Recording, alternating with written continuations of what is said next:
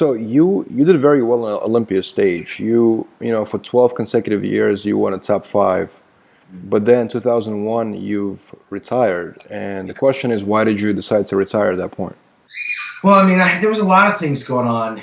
2001 was a year that going in, I didn't feel the same passion. Maybe it was my age. I was 35 years old, training for that Mr. Olympia.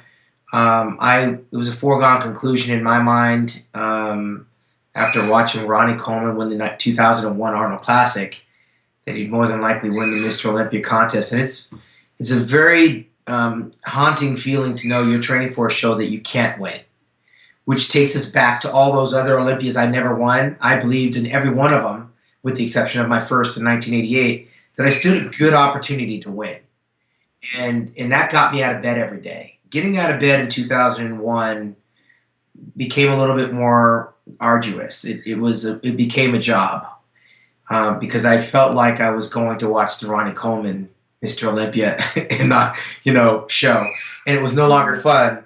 And a lot of changes were going on. I started longing for things that I didn't have in my life in terms of watching my nieces and nephews grow up.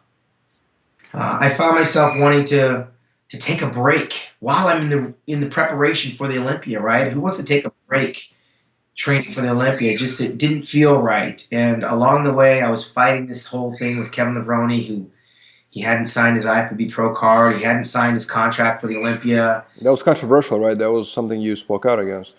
It became controversial at the press conference, but I was wrestling with it leading up to the show because, why have the rules if you're not going to enforce them? I was being threatened with a $5,000 fine if or not being allowed to compete if I didn't sign it and send it in.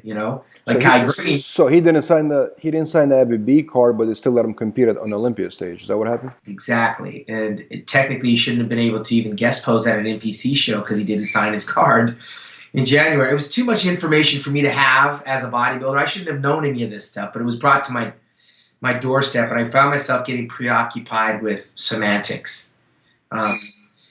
I competed with Kevin before and beat Kevin before, but he was a formidable challenger, and I thought, if he's not going to follow the rules, and I'm following the rules, why is he allowed to compete, type of a thing. And it took my eye off the prize. It didn't make it any more fun that the people around my camp were reminding me that Kevin hadn't signed his contract and he shouldn't be allowed to compete, and make sure Joe Weider knows, and bring it up with Wayne DeMilia. So I got to Vegas with an agenda to make sure that everything was being followed according to the rules of the IFBB. And with Wayne DeMilia at the helm, Wayne DeMilia actually assured me that the rules would be followed.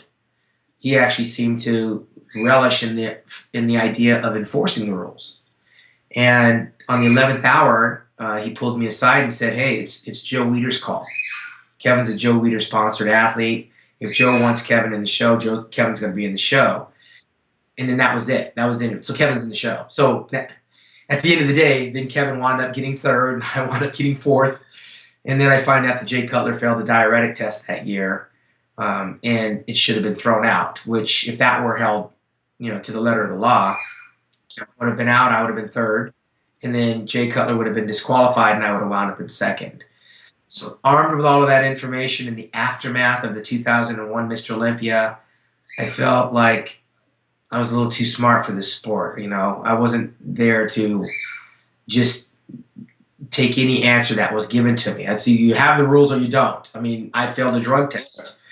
I had money taken away from me. I battled back and I passed the test, and I came back the following year and I won the contest. So I just kind of felt like the rules were being bent and shaped to fit situation in 2001. And seeing what Ronnie looked like in 2001 and watching Jay, come from 9th place to 2nd place, have the drug test thrown out even though he'd failed, and Kevin allowed to compete even though he wasn't even registered, I felt this was probably a good time for me to turn the page. And did you in a way lose sort of like hope in the system, or in a way, after the whole aftermath of that situation?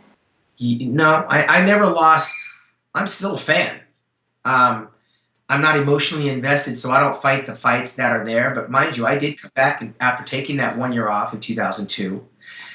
It gave me a chance to meet my fiance, and then in 2003, she became my wife. We've been married 13 years now, 2 kids.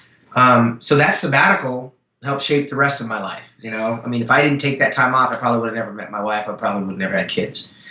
The timing was right. But I re-engaged in 2003 to become an athlete's representative and represent the athletes. And what I found was I was more emotionally invested in having things change for the better for the athletes than the athletes that were actually competing were.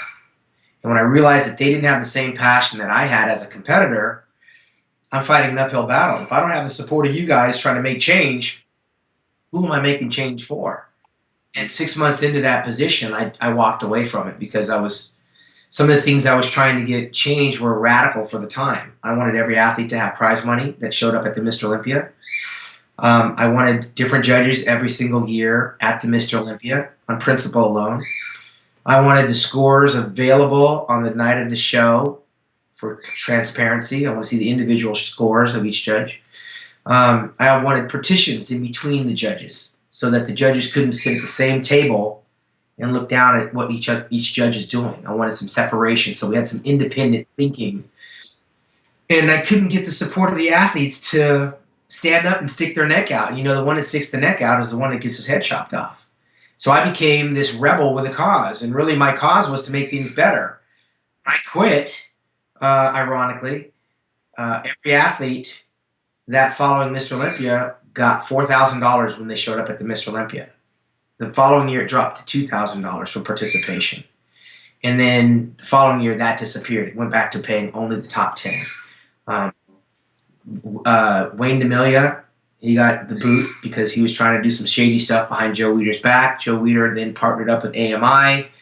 The infrastructure of the Weider enterprise had changed, and I moved on and worked with Robert Kennedy at Muscle Mag International for 2 years. And then I wound up with Steve Blackman in 2007, and I've been with him ever since. So I don't have any fights to fight. I work in the news media, and I report the news as I see it. Second place sucks because when it's all said and done, you have this dream of what could have been. It's only one person. When I said Dorian Yates is bloated and he had a torn bicep, it's because it was true. You can't reward that. Dorian wouldn't give back one of his standout trophies, I guarantee you. But he should have given back a couple.